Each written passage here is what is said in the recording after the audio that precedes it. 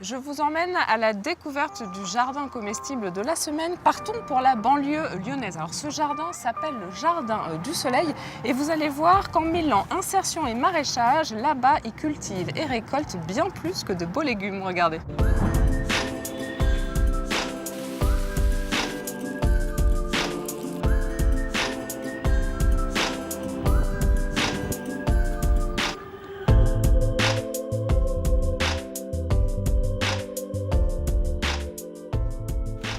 Ici, sur le Jardin du Soleil, on a, nous, la chance d'avoir quand même un espace de plus de 600 mètres carrés qui permet pour les personnes qui viennent de vraiment pouvoir bénéficier de fruits et de légumes pendant 7 à 8 mois de l'année quasiment.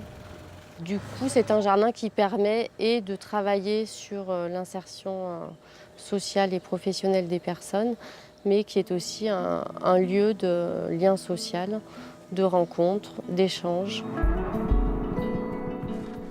Je suis ingénieur agronome. Le rôle que j'ai ici, c'est de faire en sorte qu'il y ait de la culture continue. On a mis en place un système de permaculture. Le principe de la permaculture, c'est en fait la forêt où les arbres poussent, les feuilles tombent, les racines restent. Mais il y a des choses qui poussent au pied qu'on peut récolter. Et c'est un cycle sans fin. Les bêtes qui sont là-bas, on va les préserver, faire en sorte qu'il y en ait de plus en plus. Et même si c'est des parasites, il y a des bons et des méchants. Donc on ne va pas écraser impitoyablement tout le monde. Je fais une exception pour les limaces que j'aime pas beaucoup.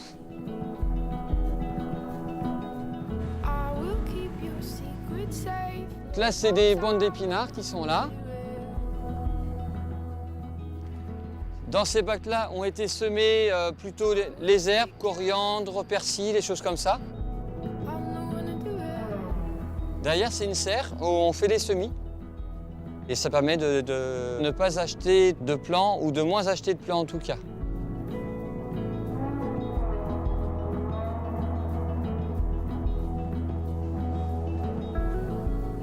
La biodiversité, c'est le fait d'accepter que plusieurs choses poussent au jardin et pas forcément en fait, des petits légumes en randonnion bien propres. Il y a beaucoup de solidarité dans la pratique, puisque les gens viennent régulièrement, s'aident sur le jardinage, tous n'ont pas les mêmes compétences. Donc il y a aussi ces transferts de savoir et de connaissances qui permettent un enrichissement pour chacun.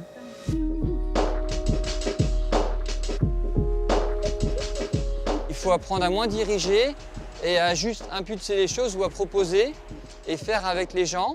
Et que finalement, moi, en fait, pour les gens, plus ils font, plus ils sont autonomes, plus ils sont valorisés. Et c'est ce qui fait qu'après, les gens, en fait, réussissent aussi. J'étais voir M. Benoît. Il m'a dit, vous avez travaillé avant dans les jardins? Je dis oui, un peu, pas grand-chose. Mais je lui dis, moi, je veux bien apprendre en même temps aussi le jardinage. Tous les matins, je passe au jardin, je fais un peu d'arrosage, je bricole un petit peu, je désherbe un peu. Comme je suis à la retraite, ça me fait une occupation et puis ça me fait bouger un peu. On a une bonne terre, elle est bien nourrie, ça pousse bien. Beaucoup de personnes qui sont étonnées en passant de voir un jardin en pleine ville comme ça.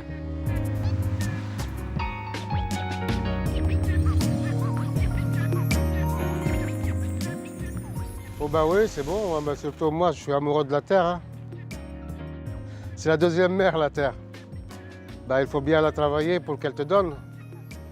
Et si tu ne travailles pas la terre, elle t'abandonne.